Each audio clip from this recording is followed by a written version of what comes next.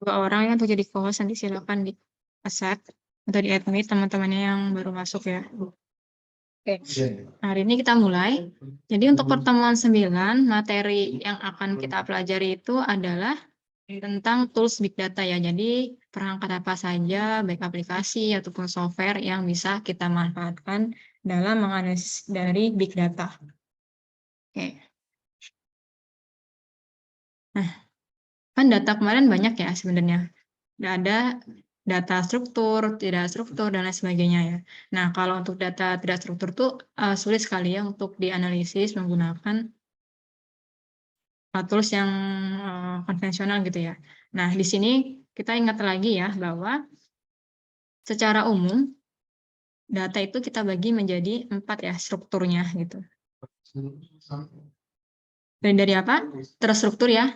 Terstruktur itu ya maksudnya adalah data yang formatnya spesifik dan konsisten ya. Jadi ketika tidak dipindah-pindahkan dia tidak berubah. Misalkan tabel data ya gitu. Misalkan kita pindah dari Excel ke Word, nah itu dia tetap formatnya tabel dari datanya. Kemudian kalau semi berarti setengah ya. Semi terstruktur. Oke. Format self-describing, misalkan file XML ya.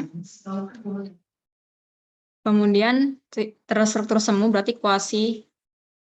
Kemudian terakhir adalah tidak terstruktur.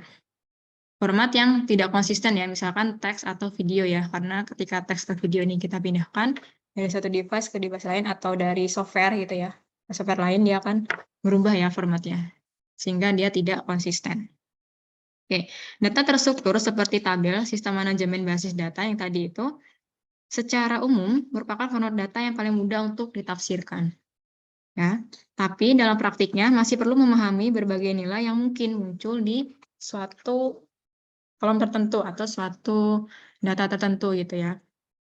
Nah, sehingga kita perlu menentukan tools-tools yang bisa membaca semua data ya, baik itu data yang terstruktur, semi, tidak terstruktur, atau yang quasi structure ya gitu.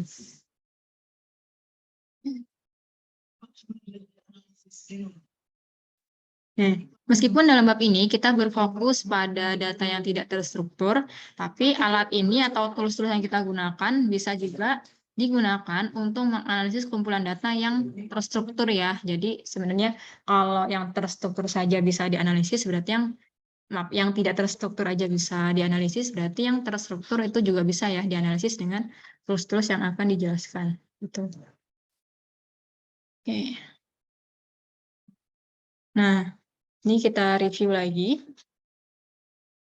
Oke. Ada yang punya pendapat lain tentang big data? Apa sih sebenarnya big data itu? Ini bisa memberikan tanggapannya atau pendapatnya selain dari yang ada di slide ini ya, secara sederhananya. Oke, silakan. Siapa? Ini ada di pertemuan 1.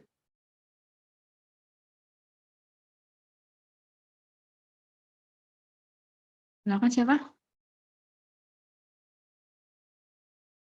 Ayo. Wulan Ayu, Windari ada? Kalau tidak ada nih saya anggap tidak hadir.